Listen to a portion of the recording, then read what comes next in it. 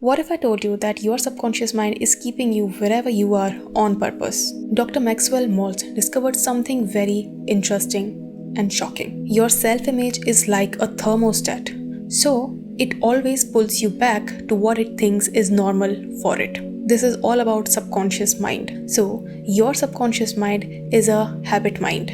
And if for your subconscious mind negativity is normal, it will always pull you back to situations where you will constantly feel those negative emotions. So Dr. Maltz was a plastic surgeon. He noticed that even after surgery, many patients still saw themselves as unattractive and ugly. Their self-image hadn't changed at all. So that's why their perception of the reality also didn't change. This led to one of the biggest breakthroughs in the field of psychology. Your subconscious mind is always trying to make things familiar, and it is always trying to keep you in your comfort zone. Comfort zone could be victimizing yourself.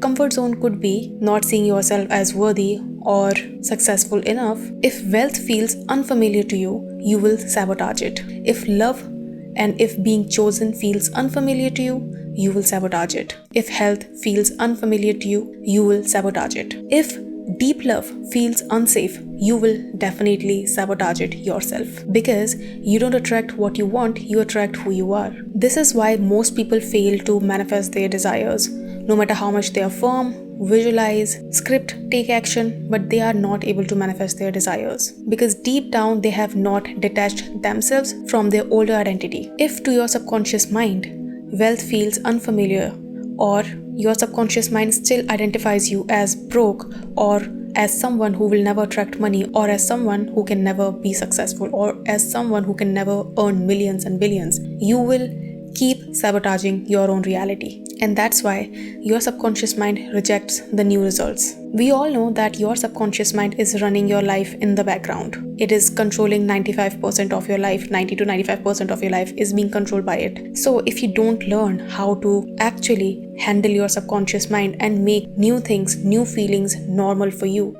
you will always keep attracting what you were in the past and what you handled in the past, or what you tolerated, or what you endured in the past. A very solid example for that would be the person that I talked to today. So what happened with her was, her older identity was that the guys who came into her life were never loyal, and she had major trust issues. So no matter how much their older partners said that we are not cheating you, or we are not with some other person, she would not trust them because she had this belief that guys can't be trusted and guys are not good, or they are not loyal.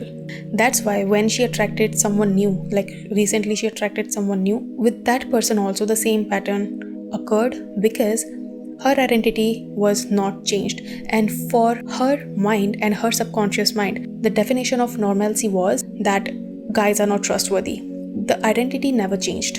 In her mind, her older identity kept popping up, and that's why even the slightest doubt in her mind got her spiraled, and the new relationship that she got in sabotaged. She is working on that, so I'm sure that she is going to work on it and she is going to manifest the person. But all I want to say is that you will always keep attracting the same circumstances in your life, because those circumstances makes your subconscious mind feel familiar. The feeling that those circumstances give to your subconscious mind is what it thinks that is normal for you. So the feeling those events give your subconscious mind or to your body is what it thinks that is normal for you, and it will only keep you pulling back into the same circumstances until you change it, until you disrupt the pattern and you change it consciously. You have to work consciously to change that pattern. Now let me give you 3-step ways in which you can do that. First is, you have to identify that what is the pattern that is going wrong with me. Once you have identified the pattern, you have to create an identity of a person who is very different from the older identity that you were carrying. You have to intentionally shift behaviors in the situation that are familiar to your subconscious mind. So if a similar circumstance has happened in your reality, you need to shift your behavior consciously. Until and unless you become conscious of your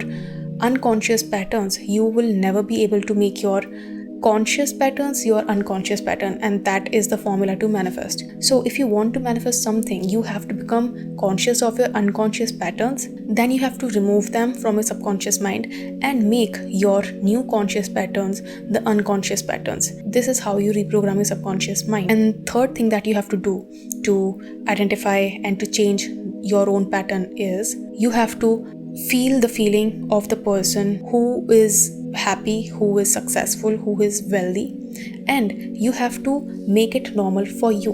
Now, how do you make it normal for you? You have to make it normal for you by making that feeling your new habit. And how do you remove any habit from your mind? You remove it by superimposing your negative habit. So if you had the habit of waking up late in the morning, you have to force yourself to wake up early in the morning, until and unless you become aware that I have to wake up early, and you do it for a longer period of time, suppose 21 days or 20 days or 25 days, you will not be able to make it your habit because you never consciously made efforts to make it your habit. And that is the same thing with your subconscious patterns. So if you want to remove an old pattern, you have to first become aware of it, and then you have to identify what is wrong in my pattern and what feelings would I get if I were the new person, if I had the identity of the person who was successful. You have to feel the feeling of that person. How would they feel? How would they talk? How would they, wake up? What would they do first thing after waking up?